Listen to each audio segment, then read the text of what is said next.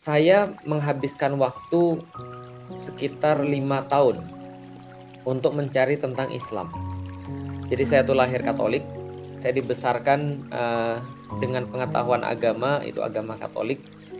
SD saya itu di Palembang, SD Xaverius berapa ya? Xaverius 6 ya kalau nggak salah ya. Xaverius 6 atau berapa sih? Pokoknya SD saya Xaverius, sekolah sekolah, Katolik ya. SMP saya Xaverius Maria, Xaverius 2 kayaknya saya ya. Lalu kemudian Xaverius Maria, SMP-nya. SMA-nya saya Xaverius 1. Jadi dari SD sampai kemudian SMA, ya sedikit banyak saya diajarin tentang agama Katolik. Singkat cerita, SMP kelas 3 tuh saya kemudian merasa ragu dengan agama saya, dan akhirnya saya memerlukan 5 tahun tuh dari SMP kelas 2 atau kelas 3 lah gitu ya. Sampai saya masuk kuliah. 5 tahun saya perlu untuk belajar tentang Islam dan memutuskan akhirnya masuk Islam. Jadi teman-teman sekalian, sebenarnya ya, kalau teman-teman tahu dari sudut pandang saya secara pribadi ketika saya bersentuhan dengan orang-orang Muslim, saya tuh nggak terlalu kaget. Kenapa? Karena setidaknya waktu itu saya sudah punya pandangan bahwasanya agama Islam itu ya mirip-mirip agama Katolik. Mohon maaf ya, ini kan kita belum bahas tentang dalil ya, kita cuma bahas pandangan saya aja sih. Pandangan saya ketika saya melihat orang-orang Muslim ketika masuk ke kuliah, kan interaksi saya dengan orang-orang Muslim kan banyaknya ketika kuliah. Jadi ketika kuliah tuh saya melihat bahwa setidaknya sebelum saya berinteraksi dengan Islam, saya sudah tahu nih bahwa Islam ini ya mirip dengan agama Katolik. Misal seperti apa nih, fun fact teman-teman sekalian. Saya tuh kaget ketika pernah satu waktu ketika saya jalan di Palembang ketika maghrib, itu saya lewat masjid, mereka lagi sholat jamaah, ketika di maghrib itu tiba-tiba ada kata-kata gini, amin gitu.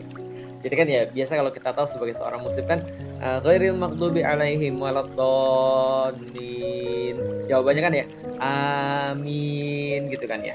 Nah, maka itu membuat saya kaget. Nah, jadi kita balik lagi ya. Ada kata-kata gini, amin gitu. Jadi saya dengar itu ketika saya jalan lewat ketika orang-orang muslim lagi sholat maghrib. Di titik itu tuh saya tuh merasa gini, loh kok sama kayak di gereja ya. Karena di gereja ketika orang-orang Katolik lagi beribadah misa tuh Jumatannya orang-orang Muslim lah kira-kira gitu ya.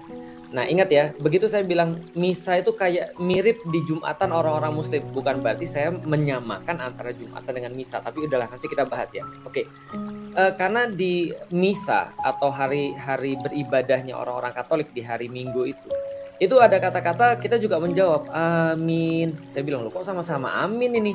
Waktu itu saya nggak tahu semirip apa antara agama Islam dan agama Katolik, tapi saya mendengar oh ada kesamaannya ya, ada sama-sama amin.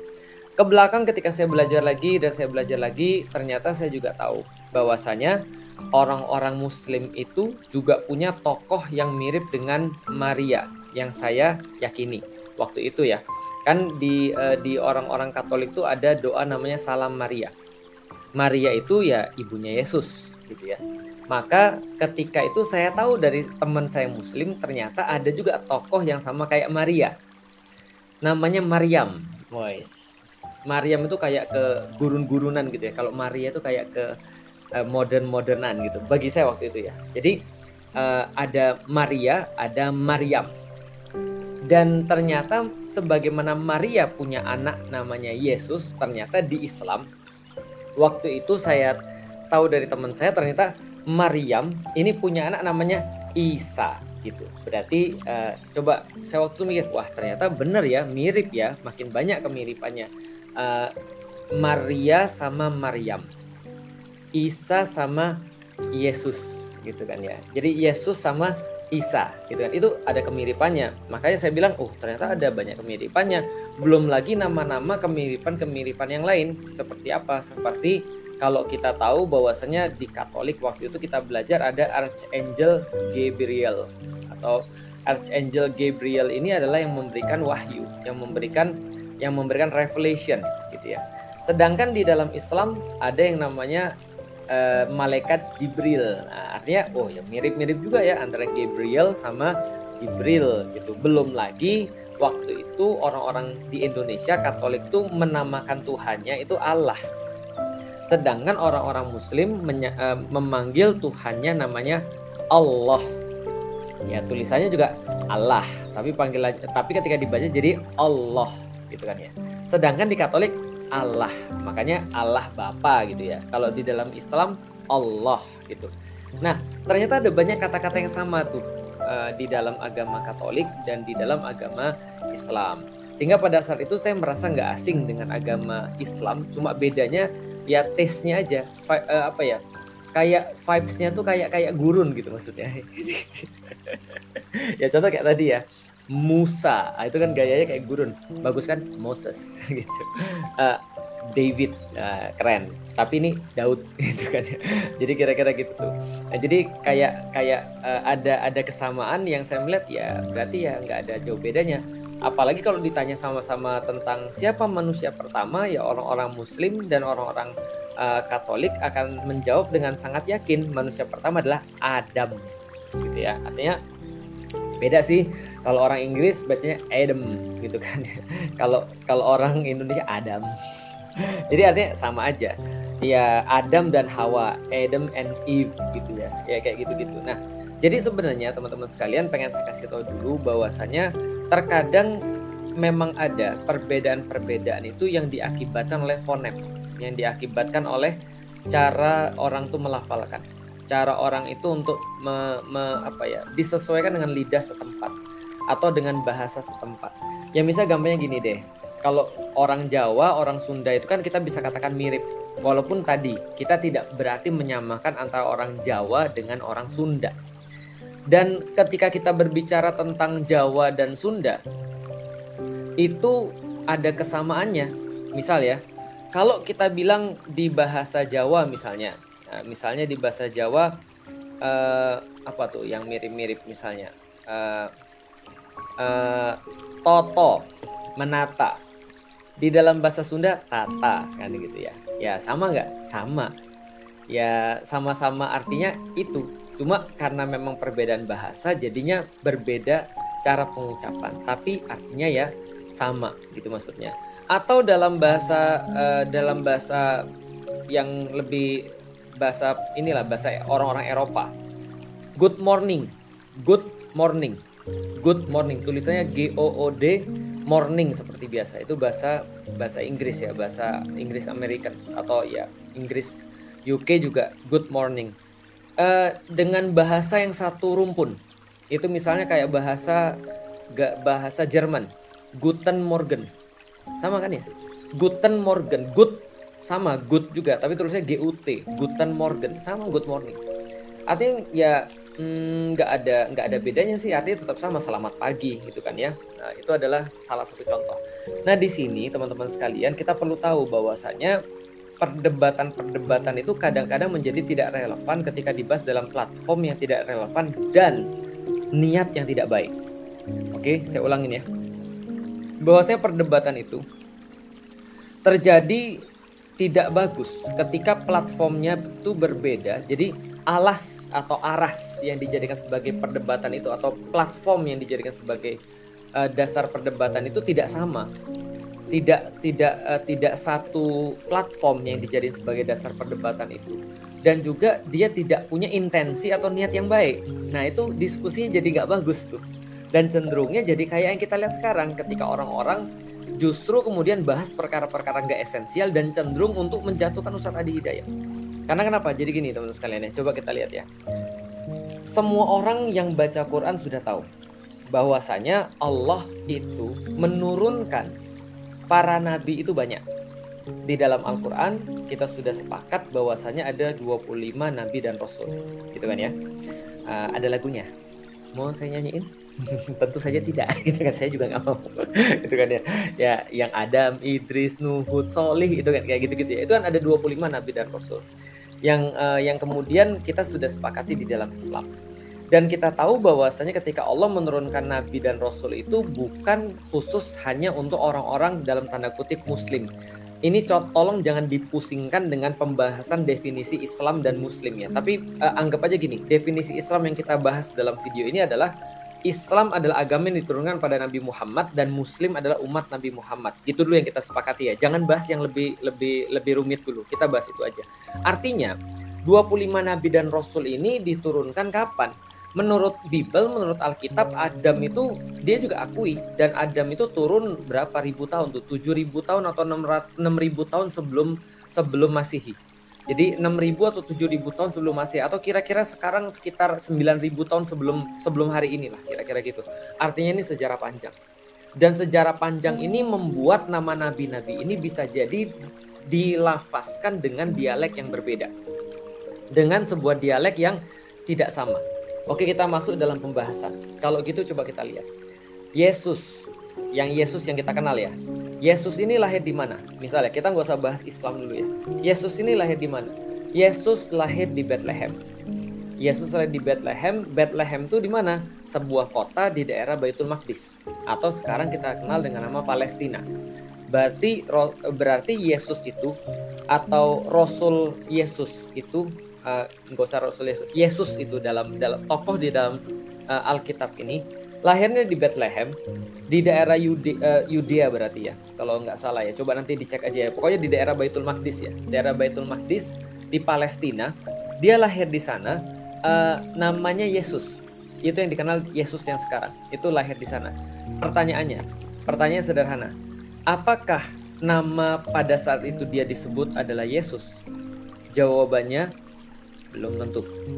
Kenapa belum tentu? Karena gini. Kalau teman-teman ketik, coba nanti klik aja ya. Nanti teman-teman klik aja, coba klik Yesus itu dari bahasa apa. Nanti teman-teman akan dapat bahwasanya Yesus itu adalah bahasa Yunani. Bahasa apa? Yunani. Kenapa bahasa Yunani? Karena pada saat itu orang-orang Yunani termasuk orang-orang pertama yang beriman kepada orang ini, Yesus ini. Karena orang Yunani itu tidak bisa ujungnya nggak pakai konsonan, maka dia kasih konsonan S di belakangnya. Karena kenapa? Karena Yesus ini lahirnya di Bethlehem, dia bukan orang Yunani. Dia orang Yahudi. Karena keturunan daripada Yehuda. Nanti kapan-kapan kita bahas lengkap. Keturunan Yehuda. Yehuda ini anak siapa? Yehuda ini anaknya Yakub. Karena Yehuda ini adalah salah satu daripada Bani Israel atau Bani Yakub. Nah, maka ketika dia itu adalah keturunannya Yehuda, dia orang Yahudi. Bahasanya apa? Bahasanya menurut para ahli ada dua kemungkinannya. Satu, bahasanya itu kalau nggak bahasa Ibrani, bahasanya orang Yahudi. Yang kedua kemungkinannya adalah bahasa Aramaik. Nah, jadi bahasa Aram. Bahasa Aram itu apa? Bahasa Aram itu dekat dengan bahasa Syriak Aramaik, atau yang kita kenal bahasa Syriani. Nah, itu bahasa Mediterania kuno ya, bahasa Syriani, bukan Suryani ya. Jadi Syriani atau Aramaik. Jadi ada dua kemungkinan. Pertama adalah Aramaik. Yang kedua adalah bahasa Ibrani. Kalau teman-teman mau cek juga, Yesus itu nggak namanya Yesus panggilannya. Sekali lagi, Yesus itu adalah bahasa Yunani.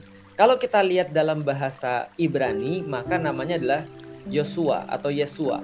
Jadi Yesua Hamasiah pada saat itu dipanggil. Jadi Yesua Hamasiah. Yesua itu adalah Yesua, itu adalah namanya dia.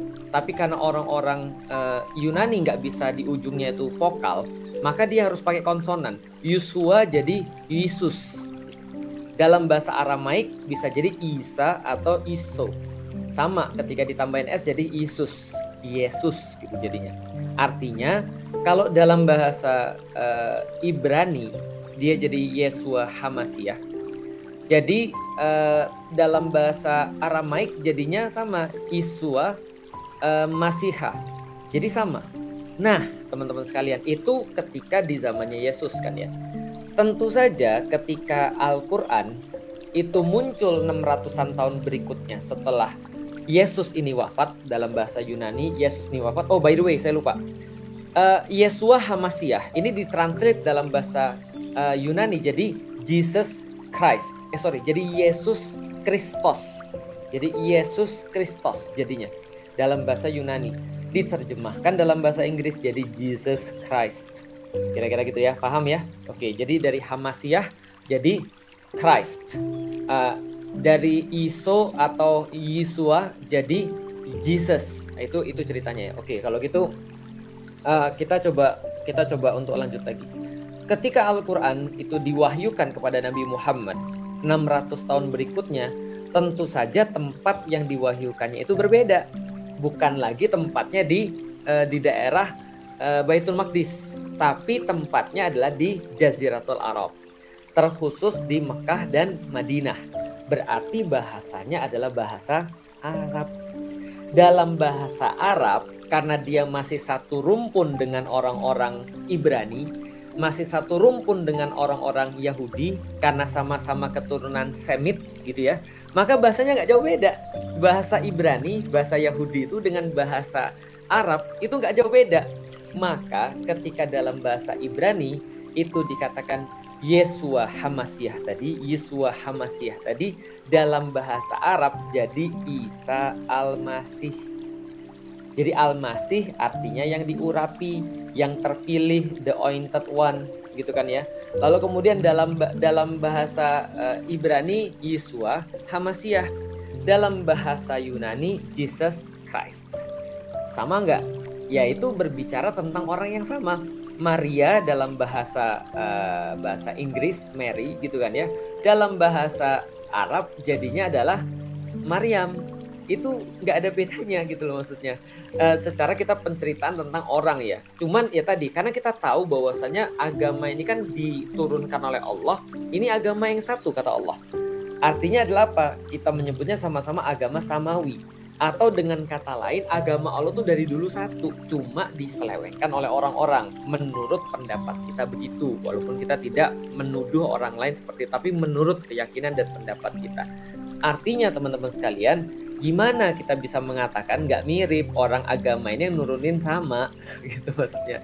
Berarti Tuhannya Yesus, Tuhannya Musa, Tuhannya Daud itu juga Tuhannya kita. Karena kita beriman pada nabi-nabi sebelum Nabi Muhammad juga. Bahkan di dalam Al-Quran dikatakan la nufarriqu baina ahadim mir rusuli.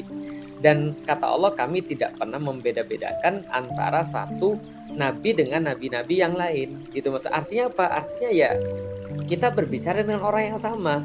Artinya ketika saya berkata bahwasanya dalam keyakinan yang saya tahu, sebelumnya jangan keyakinan yang saya tahu dulu. Dalam bahasa yang saya baca di dalam Al-Quran, maka saya baca Isa Al-Masih. Itu kan ya, atau Isa Ibnu Maryam, Isa Al-Masih. Tapi ketika ini ditranslate dalam bahasa Yunani, jadinya Jesus Christ. Sebagaimana ketika ditranslate dalam bahasa Indonesia, Isa Al-Masih jadi Isa yang diurapi. Gitu loh maksudnya. Lah terus masa kita bilang, jangan mirip-miripin deh. Lah, itu cuma ganti bahasa doang, itu cuma ganti language doang gitu maksudnya. Dalam bahasa Jawa saya nggak tahu sih, atau dalam bahasa Sunda saya juga nggak tahu, tapi yang jelas ketika kita berbicara tentang orang ini cuma ganti bahasa aja. Kayak saya bilang gini deh, saya punya misalnya contoh, saya punya sepupu, nah itu kan ya, saya mau ngomong, kami mengenal seorang nabi yang baik namanya Muhammad. Do you mean Muhammad? Ya mungkin bukan sama dengan kita ngomongnya, tapi ya kita omongin orang yang sama. Ini juga kita mengenal ada Nabi Musa. Do you mean Moses? Ya itu sama. Gimana kalau kita kata no, not Moses but Musa. Say it Musa, not Moses. Kan gimana coba ceritanya? Orang kan dengan bahasa dia gitu ya, Inggris namanya Moses. Dalam bahasa Arab, bahasa Indonesia namanya Musa. Harun dalam bahasa Arab, dalam bahasa Inggris ya Aaron. Gitu kan ya, Aaron gitu. Apalagi misalnya Zachary itu dalam bahasa Inggris, dalam bahasa Indonesia Zakaria. Dan kita nggak perlu untuk memaksa orang untuk ya lu nggak boleh Zachary, no it's wrong, not Zachary but Zakaria. Nggak bisa gitu juga. Orang namanya itu juga bahasa gitu maksudnya. Artinya belum belajar keyakinan dulu ya. Dari yang kita pelajari tadi, maka bahasa itu bisa jadi sangat berbeda. Sebagaimana ketika saya kemudian bilang nama Islam saya Muhammad Al-Fatih, ketika orang-orang di Turki mereka nggak bisa bilang Muhammad Al-Fatih, mereka bilang Mehmet. Artinya Muhammad mereka katakan Mehmet. Apakah berarti mereka membedakan antara Nabi Muhammad dengan Mehmet? Enggak, tetap sama. Jadi artinya nama Nabi Muhammad itu di sana dilafazkan jadi Mehmet. Ya sesederhana itu. Atau yang baru datang nih, Habib Nurmagomedov. Apa antum bacanya Nurmagomedov? Nurmagomedov itu artinya apa coba? Nurmagomedov itu nggak ada artinya Nurmagomedov. Tapi bacanya bukan Habib Nurmagomedov, Nur Muhammad, kan seperti itu. Kalau kita tahu artinya berarti di sana Muhammad jadi Mahomet. Jadi tulisnya Magomed, tapi bacanya Mahomet, kan gitu kan ya. Jadi Nur Magomedov itu jadi Nur Mahomet. Jadi maksudnya Nur Muhammad. Jadi kalau gampangnya gini lah, kalau dia di Indonesia namanya jadi Habib Nur Muhammad, kan gitu. Kan kita tidak mengatakan tadi kayak tadi, nggak, oh itu beda antara Nur Muhammad dengan Nur Magomedov. Nur Magomedov nggak ada arti. Coba tanya sama dia artinya apa. Itu ada nama nabinya di belakangnya. Makanya dia sangat respect pada nabinya, kan gitu kan ya. Contoh misalnya Muhammad Salah. Salah itu salah, iya salah. Nggak balik lagi ya. Kalau kita bicara tentang bahasa, berarti bahasa itu bisa jadi berbeda, tapi bisa jadi kita merujuk pada orang yang sama. Seperti Felix dalam bahasa Inggris mungkin Felix gitu ya, segala macam lah ya. Felix beda, tapi beda antara Felix Xiao dengan Felix Stray Kids gitu ya, beda. Walaupun mungkin kegantengannya agak mirip-mirip gitu kan ya. Itu klaim. Oke, kita balik lagi. Sekarang kita masalah keyakinan. Kalau masalah keyakinan, saya juga meyakini bahwasanya memang kalau kita tahu bahwasanya Nabi itu turun dari Adam sampai dengan Nabi Muhammad itu punya satu misi yang sama. Berarti kalau memang betul seperti yang dikatakan oleh Rasulullah bahwasanya ada 124.000 Nabi, ada 313 Rasul di antara yang kita nggak kenal, karena di dalam Al-Quran itu cuma dikenal 25 Nabi dan Rasul.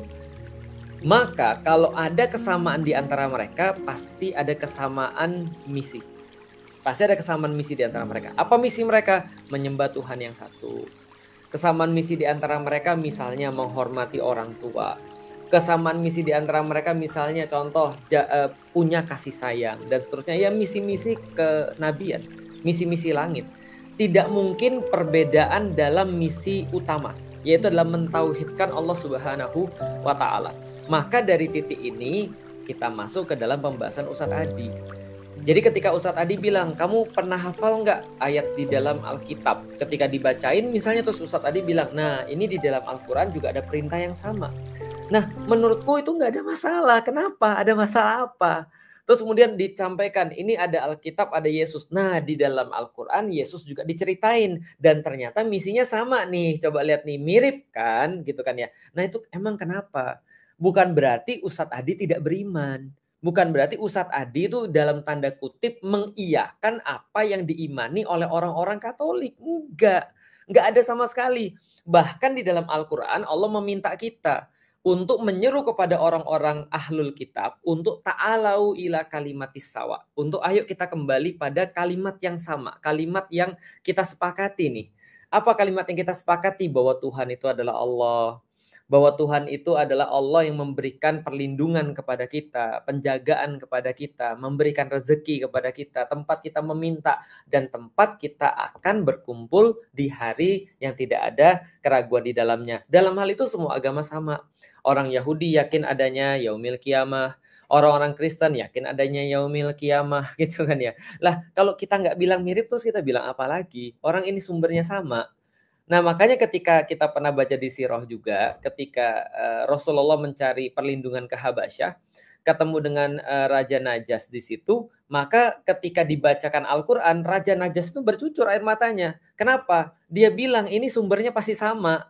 Gitu maksudnya. Kenapa? Karena dia tahu bahwasanya misi kenabian yang dia pahami dari Yesus yang dia imani pada saat itu tercermin dengan sangat jelas daripada Al-Quran. Dia bilang ini dari sumber yang sama. Itu kan ya, ini dari sumber yang satu. Bukan berarti kita membenarkan bahwasanya mereka menjadikan Isa sebagai Tuhan. Tolong, mohon maaf nih. Kapan Ustadz Adi pernah mengatakan itu? Mirip ya di dalam Islam misalnya Yesus juga kita sembah, nggak gitu ceritanya. Nah, tapi tolong coba dilihat dulu nih, memang ini adalah sebuah semangat yang sama, karena memang ini adalah agama yang turun daripada Allah yang sama, gitu maksudnya.